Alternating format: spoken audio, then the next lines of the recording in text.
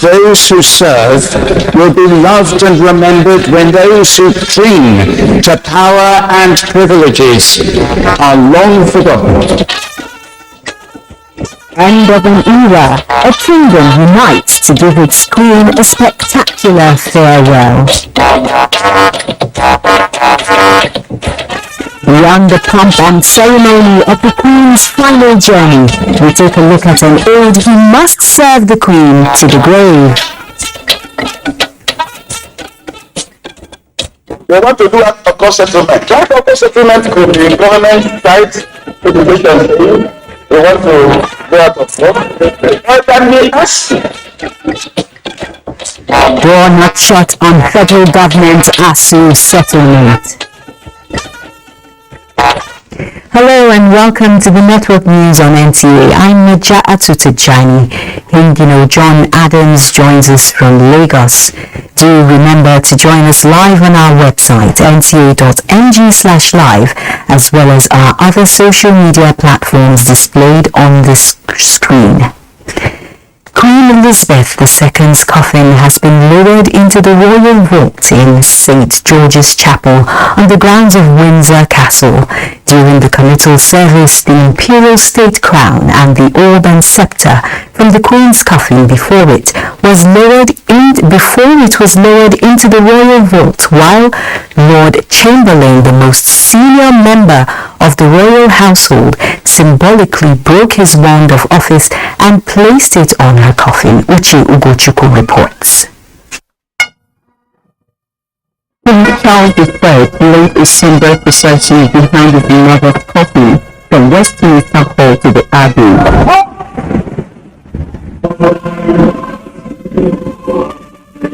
As the Queen's coffin entered Westminster Abbey, the building in which she got married and crowned Queen 70 years ago, the choir sang lines which have been used at every state funeral since the early 18th century. The Dean of Westminster, who led the service, expressed gratitude to the congregation of about 2,000 people, including world leaders and royalty. People of loving service are rare in any walk of life. Leaders of loving service are still rarer. But in all cases, those who serve will be loved and remembered when those who cling to power and privileges are long forgotten.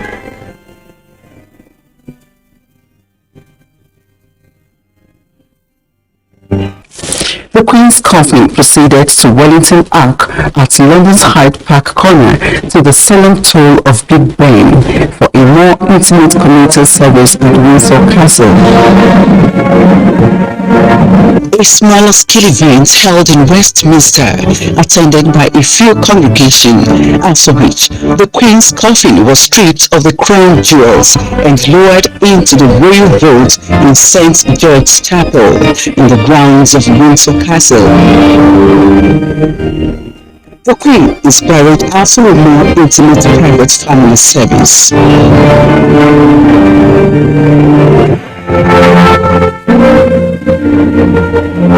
All the processions were earlier witnessed by a large crowd of world leaders, royals, and well-wishers. Uche Ugochukwu, NTA News.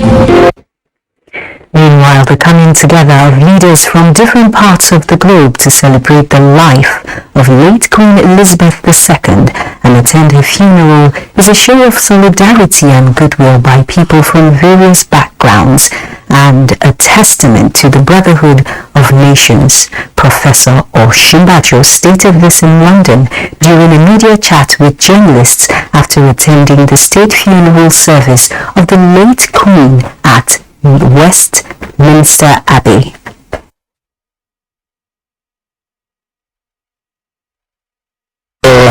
countries like ours, for Nigeria and for the Commonwealth, I think this has been very ennobling, very strengthening, and I'm sure that King Charles himself felt, somewhat, not just the honor of having so many people come by, but also the reassurance there is a brotherhood across the world, and that the Commonwealth remains strong. Not this time, Commonwealth of free nations who willingly subscribe to coming together, to work together, to achieve sometimes disparate political objectives, but clear economic objectives. So this is excellent, and of course one wishes King Charles very, very well indeed. I mean, I think we're all anxious that he succeeds. After attending the state funeral of the Queen, the Vice President prayed for a successful reign for King Charles III, wishing His Majesty very well indeed. The Nigerian High Commissioner to the United Kingdom is up next for an interview via Zoom on the situation in the United Kingdom. Your Excellency, thank you for joining us. Good evening, yes, and thank you for having me tonight. It has been an extraordinary 11 days in the United Kingdom, the Commonwealth and the world in general, looking at the spontaneous outpouring of emotions and celebration of the life of an exceptional monarch. Now, was Nigeria able to give her own condolences in style, considering Her Majesty was here for our inaugural independence celebrations? Well, thank you very much. You know that the president, our leader, the President of the Federal Republic of Nigeria, President Muhammadu Buhari, has set the tone by describing Queen as somebody who played a prominent role in our country, and that Nigeria's history will not be complete without a chapter devoted to the Queen. So, in that context, you are quite aware that the outpouring of messages led to the message of condolence being signed both in British High Commission Lagos and British High Commission in Abuja, and some other Commonwealth organizations, the Royal Society of Commonwealth. Aside from that, you are also aware that Nigeria Britain Association and some other associations also pay various tributes to the Queen. But more than anything else, the people of Nigeria really adore the Queen. As you quite know, to an average Nigerian, aside from Nigeria, Britain is seen as the second home. Given our colonial ties and also given the fact that educationally we still run British curriculum largely in our schools. Aside from that, we participate in many bilateral relations between Britain and the United Kingdom. In the last 1 year, we've had several delegations either on issues relating to defense and security or trade and other activities. You also recall that Nigerian contingent was in Birmingham presently during the Commonwealth Games, and they received quite good hospitality from the British government. In addition to that, Nigeria has a very strong, active diaspora population here, estimated 250,000 Nigerians, which is bigger than many countries on this planet. And the Queen has really welcomed Nigeria here. Either we have Nigerians as MPs in the House of Commons. This year we had a Nigerian honored as the best manager of council in the whole of the United Kingdom, Mr. Abuja from Ondo State. And we have a lieutenant governor who is representative of the Queen, and so many ceremony, Dr. Abdullah from Kano. And it's many of them. We have a lot of honorees, OB, CB, and MBs by the Queen, Nigerians have really been welcome here. And so a lot of these really can be attributed to the reign of the Queen. And that's quite interesting to note that Her Majesty has given Nigerians and of course people from around the world such opportunities. Now, seeing that today's event has been marked with such splendor, although Her Majesty's demise is not a happy event, would you say it has given the United Kingdom an opportunity to rediscover itself, united in a common purpose and a shared moment? Well, the Queen is a phenomenon. Given the outpouring of messages and the show of solidarity that we have seen today, it's a good opportunity for King Charles to start on a very good note. Because the whole world has shown the love for the Queen and invariably the world for the monarchy. And you and I, we definitely realize the fact that the monarchy dates back to the 8th century. So the institutions of Buckingham Palace have been strengthened to the extent that Prince Charles will be able to step into that shoe and continue where the Queen stopped. Yes, as you say, Her Majesty indeed, those are quite big shoes to fill, because Her Majesty indeed came to Nigeria twice. In 1956 was the first time, and the second time was in 2003. Do you think now that the Queen is gone, King Charles III will be able to surpass what Her Majesty has done, in the Commonwealth especially? Well, I have no doubt in my mind the capacity of King Charles to step into that shoe and take it off from where the Queen has left. The challenge that we have in contemporary times have largely been such that King Charles have been involved as King of Wales. Particular interests are two programs that are also of interest to our country. The Green Wall Project, which is the afforestation project. We recall that the drying up of the Chad Basin in our country is one of the issues that has led to the insecurity that we have in Nigeria today. A lot of the pastoralists have to come down southwards, and hence we had the harbors and farmers conflict. Just tonight, during my interaction with the king, I brought his attention to the Green Wall project, and lo and behold, he said, yes, the Chad Basin must be developed. Those were his words last night. And aside from that, I also brought to his attention the issue of sustainable market initiative, which was a program that's supposed to involve the private sector in the COP27 and henceforth, because the COP, whether from 1 to 26, has largely been government-driven projects.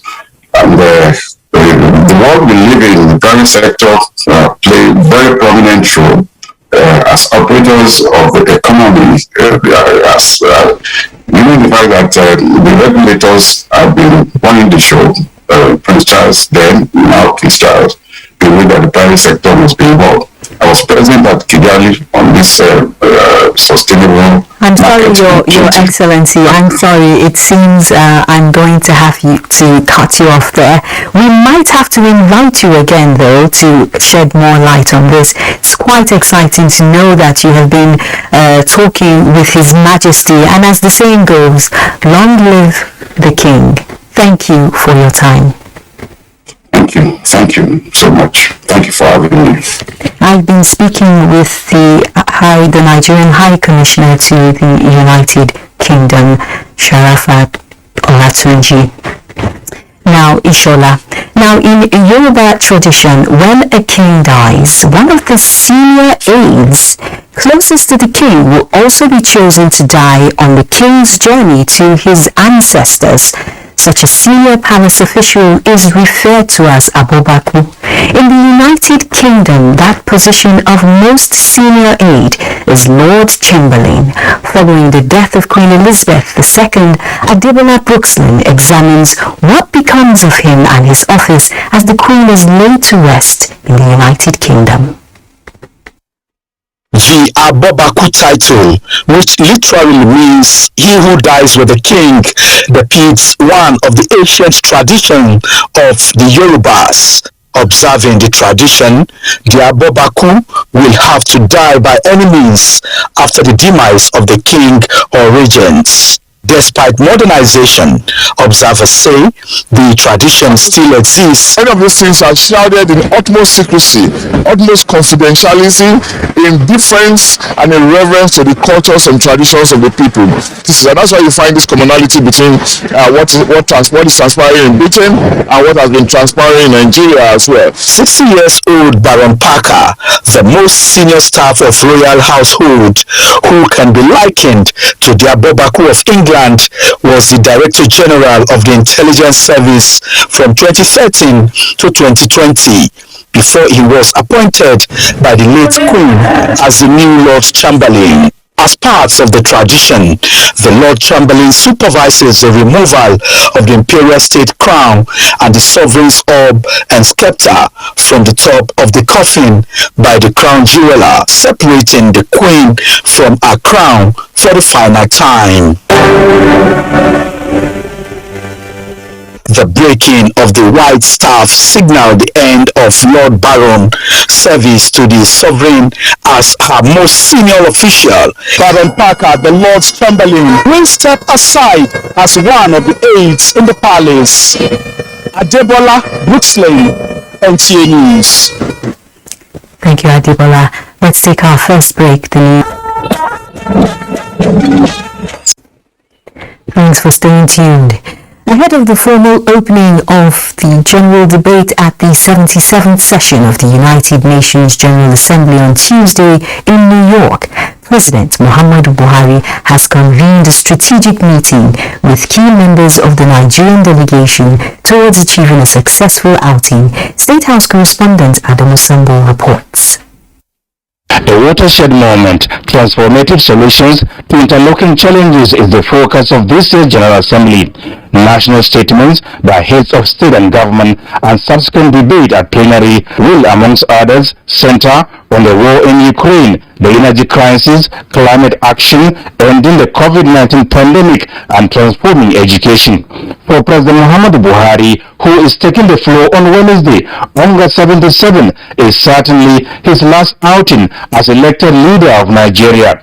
This meeting, attended by key government officials on his entourage, is therefore aimed at fine-tuning strategies towards making his address to the world leaders the most memorable and impactful. I'm sure that in a way he will be saying goodbye to the assembly, and of course that will be tied to the general election. So he is going to reiterate the fact that the elections in Nigeria are going to be peaceful, are going to be free, are going to be fair. It's an opportunity for the president to bring forth Nigerian issues which have global implications, and to also address global issues that have Nigerian implications. There is no greater platform than the United Nations General Assembly. It's a global platform, and the president is going to make the best use of it to look at issues as they affect Nigeria, global issues as they affect Nigeria, and Nigerian issues as they have global implications. The Nigerian leader is also expected to participate in high-level meetings and side events, including the Nigeria International Economic Partnership Forum, convened by the federal government of Nigeria in partnership with the Africa Business Roundtable. This is to open up Nigeria's economy to international capital and attract the desired foreign direct investment. Nigeria has vast opportunities, but there are challenges which have been hindering and hampering those opportunities. So this is a platform for Nigeria to then talk to global CEOs, business leaders, and tell them these and these and these are the things you can do with our country. So it's an opportunity for Nigeria to make a good harvest. The president will also attend other key events on a practical approach to sustainable solutions organized by the Ministry of Humanitarian Affairs, Disaster Management and Social Development, as well as the EFCC NEPAD program on combating illicit financial flows. The Nigerian leader is also scheduled to hold strategic bilateral engagements with world leaders, renowned investors, and heads of multinational organizations before departing New York. From New York, Adamu Sambo, NTA News. Meanwhile, on Friday, 23rd September 2022, President Muhammadu Buhari will launch Nigeria's integrated national financing framework for sustainable development on the margins of the 77th session of the United Nations General Assembly in New York. Proposed within the broader Addis Ababa Action Agenda, the integrated national financing framework is a planning and delivery tool to finance sustainable development at the national level. The INFF will help policymakers lay out a strategy to increase investment for sustainable development, manage financial and non-financial risks, and ultimately achieve sustainable development priorities. While the country's national development plan spells out what needs to be financed, the INFF shows how it will be financed and implemented. For Nigeria, the INFF is also expected to help in the recovery from the effects of COVID-19, as well as help address a lack of an integrated approach to financing SDGs, which has been a key challenge to meeting the financing requirement, estimated at $100 billion over the next 10 years.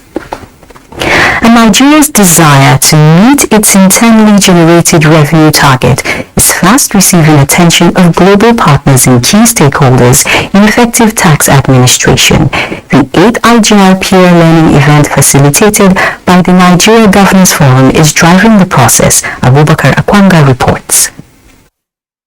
Nigeria's revenue base is increasing by the day, and the tax net is not growing as expected to meet national and subnational expectations. Despite our tax authorities, silver tax laws and numerous taxes for levy, majority of the taxpaying public still remain outside the tax levy. Now the convergence of these key drivers in revenue generation is to share experiences and compare notes for effective fiscal review and management.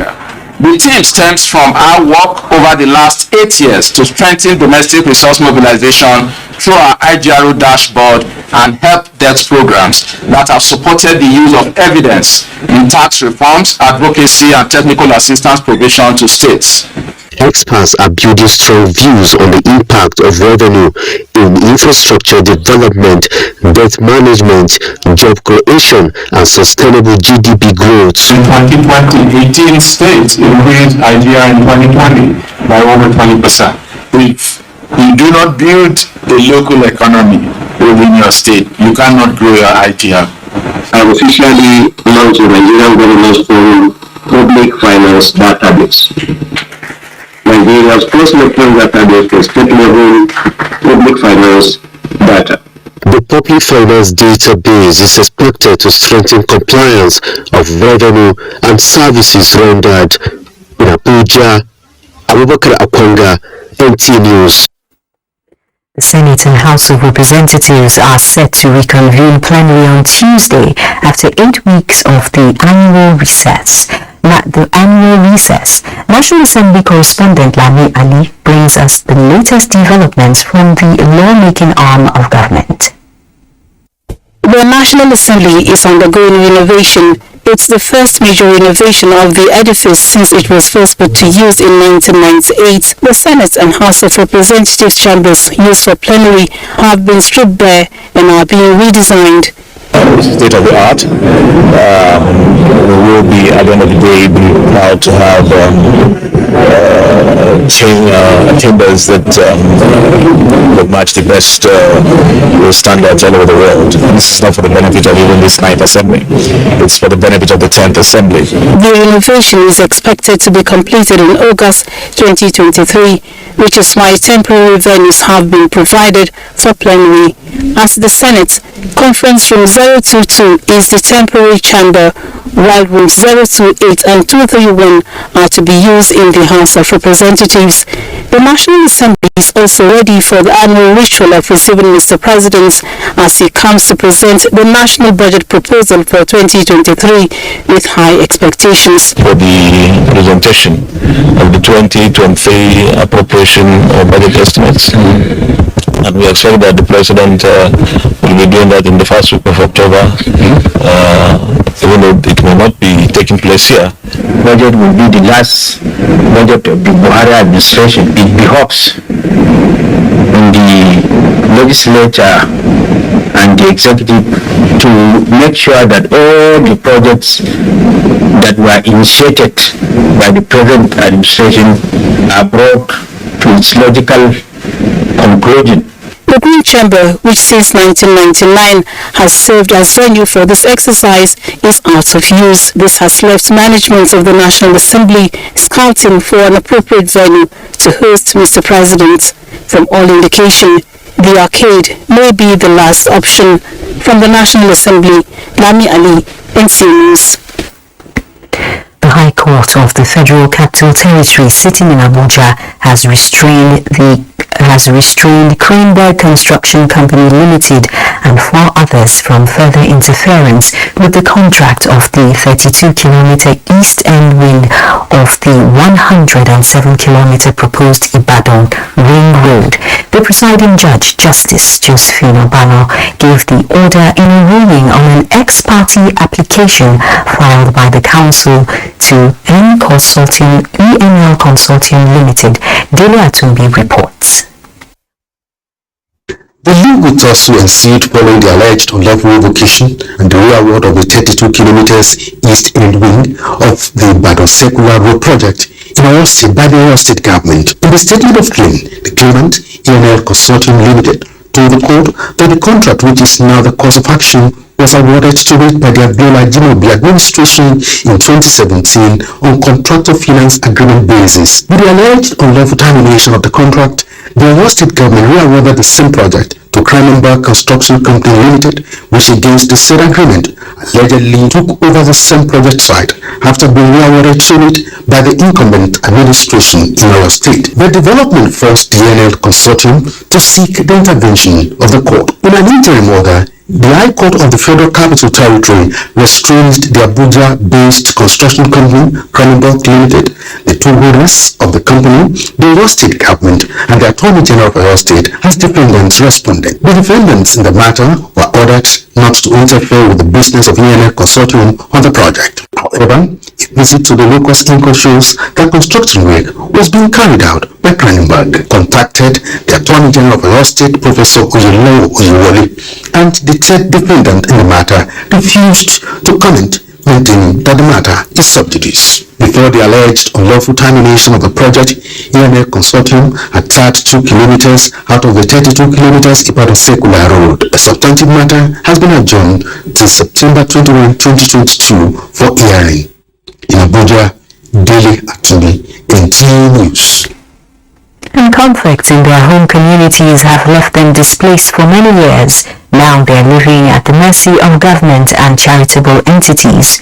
Who are these ones and who is touched by their conditions and offering humanitarian assistance?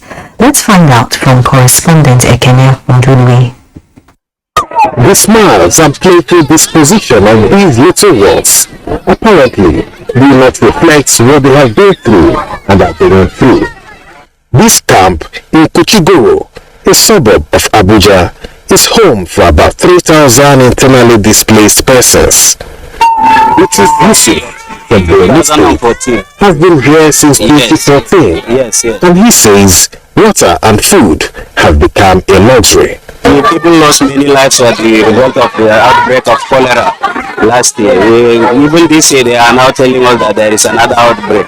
We are suffering from this place and hunger. You should wait for somebody to give you food before you will eat. You will wait for somebody to give you cloth before you will wear. Hawthorne Street by Windham is observing its International Housekeeping Day, and the management saying it is another opportunity to reach out to these IDPs. Our commitment here, help the society, help the children. It's time to back to school, so we do as much as we can for this IDP camp, and it's not our first time we are coming. This is part of the philosophy, giving back to the society, and we are proud, we are happy. You can see the kids are all happy, the morale is high, and they are singing.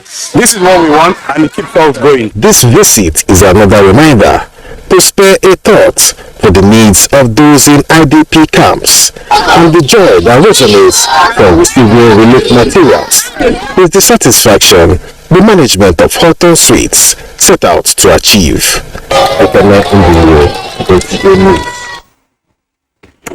Justice Oluwatoyin Taiwo of the Lagos State Special Offences Court sitting in Ikeja has sentenced Chukwudi Owamadike, also known as Evans, and a former soldier, Victor Aduba, to 21 years imprisonment without an option of fine. This follows their conviction for the 2014 kidnap of a businessman called Silvanus Ahamonu, Adini Taiwo reports. This is the second conviction for Evans after his sentencing to life imprisonment by Justice Hakim Oshodi in February 2022 for another kidnapping offense. The court held that the prosecution had proved beyond reasonable doubt that Evans and his co-defendant Victor Aduba committed the offenses. They were also found to have collected a $420,000 ransom from the family of the victim. They were convicted and sentenced to 5 years each on two other counts of conspiracy to commit the acts and for being in unlawful possession of firearms. The court held that the jail terms will work concurrently with no option of fine. Both men were arraigned in 2017 by the Lagos State government on a 4-count charge of kidnapping Mr. Haramono and collecting $420,000 as ransom from him. The prosecution had presented 4 witnesses, including the victim, to testify in its case. Both defendants testified in their defense and presented no witnesses. Upholding Evans' confessional statement while in police custody, the court dismissed his allegation of torture by the police and held that there were no bruises or marks on him during his video interview with the police. The second defendant, Mr. Aduba, was also convicted after it was proved that he was a member of Evans' kidnap gang and that his job as a serving soldier was to give them free passage while in operations. Upon their convictions, counsel for the defendants, Amobi Nzilu and Adela Fulani, had asked the court for a lesser sentence, but the court upheld the position of the prosecuting counsel, Yusuf Suli, who had urged the court to impose the maximum 21-year sentence as stipulated under Section 269, subsection 3 of the Criminal Laws of Lagos State 2011. In Lagos, Adini Taiwo, NTA News. And so in Lagos, it's time to join Hingino for more reports on that axis. Hello, Hingino. Hello, Najatu. Students under the aegis of the National Association of Nigerian Students, NANS, Southwest Zone have blocked the road leading to the Murtala Mohammed International Airport, Ikeja, Lagos, in continuation of their ongoing protest against the strike by members of the Academic Staff Union of Universities, ASU. Abolade Salami completes the report.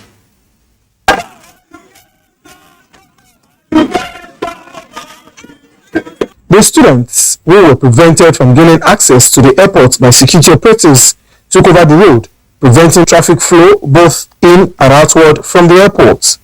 The rain did not deter them as they sang and danced on the road, creating gridlock on the access. The students demanded an immediate end to the strike, now in its 7th month, urging government to meet the demands of the striking lecturers to enable them return to class. Our strategic plans, we started with the major expressway, now the airport. So we have a lot of places we tend to block and obstruct, pending when the federal government decide to come to a consensus with us, then we return back to our campuses. We are tired of sitting at home. It doesn't make sense. 7 months and counting.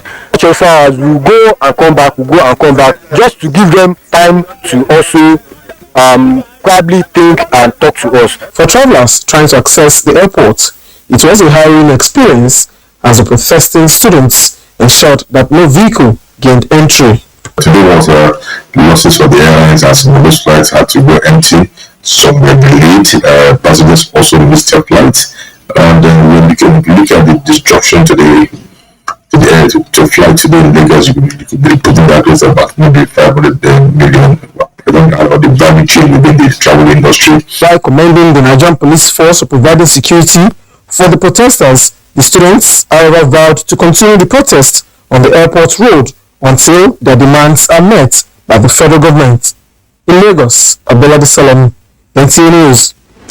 The Chris Oyakhilome Foundation International has inaugurated the 12th 100% free nursery and primary school within the network of Intercity Mission. Amaka Owo reports that the new school building, which is located at Alatishi Community, Ibejuleki, Lagos, will provide feeding and education kits for the children. That was the formal inauguration of the first free tuition nursery and primary schools built by the Chris Oyakhilome Foundation International in Lagos. This is part of the vision of the founder, Pastor Chris Oyakhilome, aimed at providing free access to quality education for marginalized and vulnerable children. A man of God is passionate about education, and he has inspired us to do such things to bring light to the communities around us. Books are free, tuition is free, meals are free. The children are going to get meals every day free of charge, including transportation to and from school. At the Inner City Mission, we have a holistic approach to the educational services that we provide. It is beyond the academics. It is a total package. The structure, well equipped to world-class standard, and has enrolled 200 pupils from basic 1 to 6, and is described as one of the most impactful lifetime venture that will provide jobs and transform society. The man of God has told us, every child is your child, and I'm happy to be a partner. A man of God has taught us about partnership, giving back to society, giving back to the community. But it is also the government, and I think this is one of your mission. It has given life to some children in this community. I got the blessing for it. They'll be well taken care of, well brushed up with good teachers. Parents and direct beneficiaries express gratitude. I'm not going to pay school fees, but I love this school, and I just want to thank Pastor Chris and all the partners for this big school. The Inner City Mission Nursery and Primary Schools began in 2006 with 12 schools located in India and other parts of the country. In Lagos, Amaka Owo, NTA News. Do not forget to follow this news broadcast live on our website at nta.ng/live. It's nice to know you're still watching the network news on NTA. Federal civil servants will soon benefit from adjustments in wages in relation to global inflation due to economic realities which have impacted the value of minimum wage negatively. The Minister of Labour and Employment, Chris Ngigi, gave the hint at the Nigerian Labour Congress book launch, which chronicles the contemporary history of the working class struggle in the last 40 years. Emmanuel Ayemiro reports.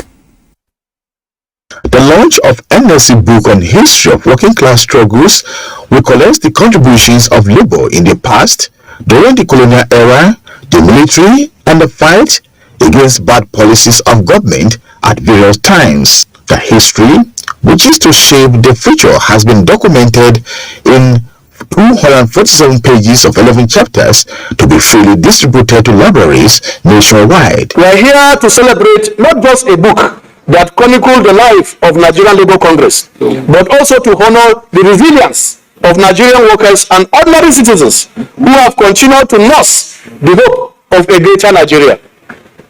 It is said that until the lions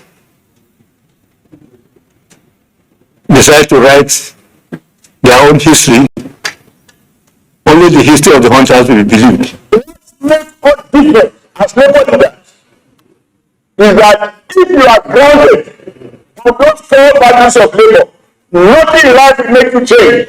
On issues of the moment, like the university strike and other challenges affecting the nation, there are candles being lit to illuminate a pathway to progress. And at the end of the day, they want to do a cost settlement. That cost settlement could be government site education saying we want to go out of court. Or it can be us saying we can go and look at the offer they gave us and give a counter offer, which they have not done.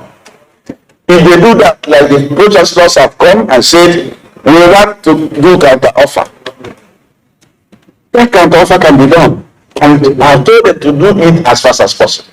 While the event is a retrospective look at the struggles, successes and challenges of the labor movement in Nigeria, the occasion also provided an opportunity to harmonize positions on how to achieve a common destination of development.